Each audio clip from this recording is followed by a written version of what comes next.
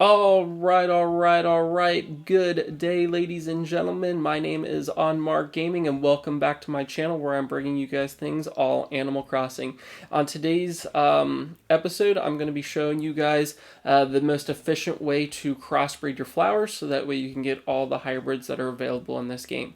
Now, a couple of disclaimers that I would like to give you guys or let you know is that this does take quite a bit of space in your town. It is the most efficient method that I've come across, but it does require a lot of space. Actually, if I pull up my map real quick, you can see up in the top right corner how much room I had to put to this. And that's simply because when we look at these plot of lands, they are 5 by 5 squares. So I had to dedicate 5 by 5 for each type of flower. And there are 8 different types of flowers in this game.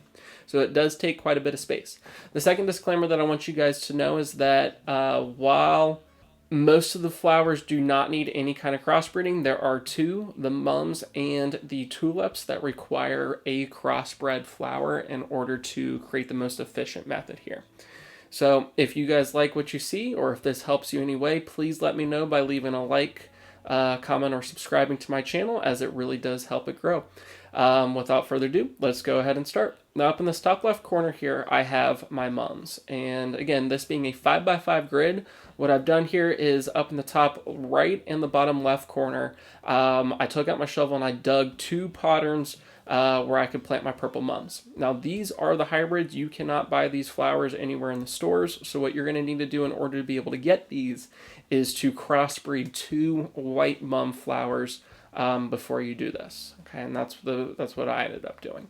And then going right down the middle, we're going to create our white flowers. We're going to go to the pattern of white mum, followed by the red in the center, and then the white and the white on the ends.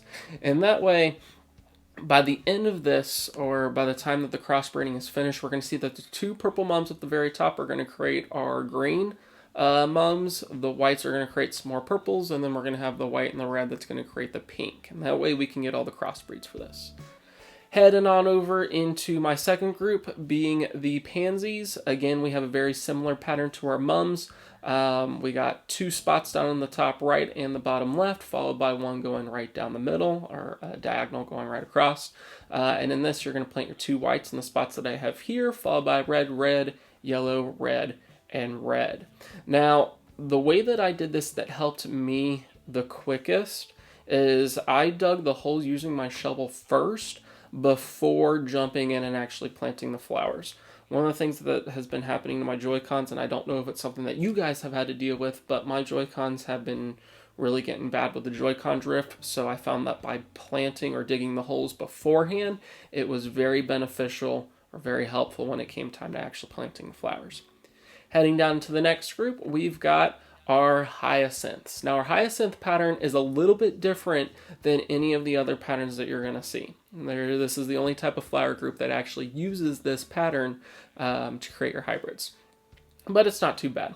We're going to kind of start off in the top middle section here, and you're going to plant, or you're going to dig a diagonal line that is 3 going across, and you're going to plant your red, yellow, and your red. Up in the top left corner, we're going to do another diagonal for red and yellow. The bottom right, we're going to do a diagonal for red and yellow.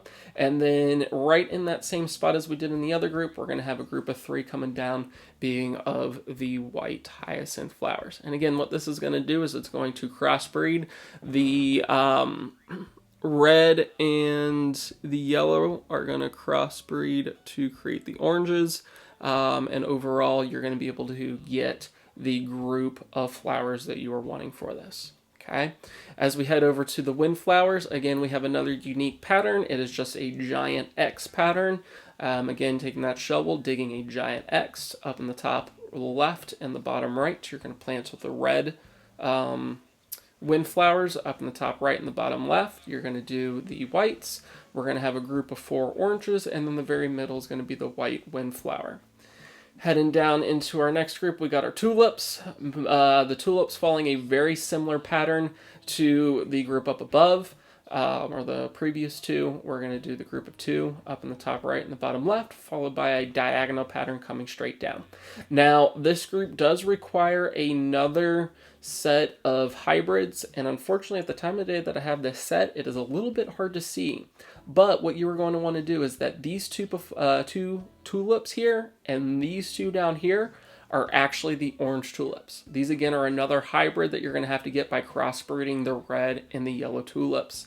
And then going right down our diagonal, we're going to start off with red, followed by yellow, red, and then white. Okay, so please make sure that you note these up here and these down here are orange tulips, while this one, and this one is a red tulip. And again, those are going to crossbreed to create the flowers or to be able to eventually create all the hybrids that you need.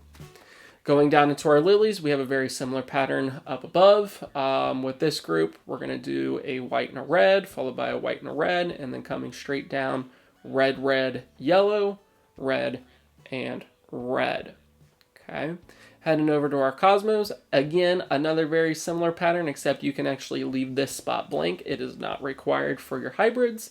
And for this one, we're going to do white and red, followed by white and red in the corners, and then going down our diagonals, red, red, yellow in the middle, followed by another red.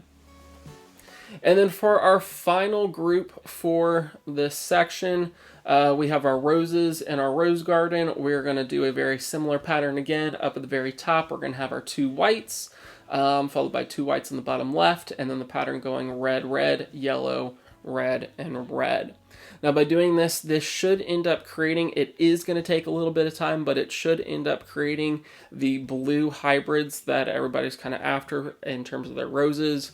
The crossbreeds of the reds are going to create the blues throughout time, and they also create your black roses, which you can then later use to make gold roses. And the white roses are going to end up crossbreeding to create your pink roses. Okay, so this should create, and then the red and the yellow are going to again create orange. So this should create all of the different rose types with the exclusion of the gold rose. I'm going to be showing you guys later if you want. I'm going to be showing you guys how to create the gold roses. Now the last thing that you want to do for this is you want to use the watering can. If you have already gotten a 5-star island, what I have found to be kind of the most helpful, I don't know if it was by coincidence or if there is something to it, the golden watering can seems to have been the best, most useful tool in order to kind of guarantee or at least get hybrids a little bit quicker.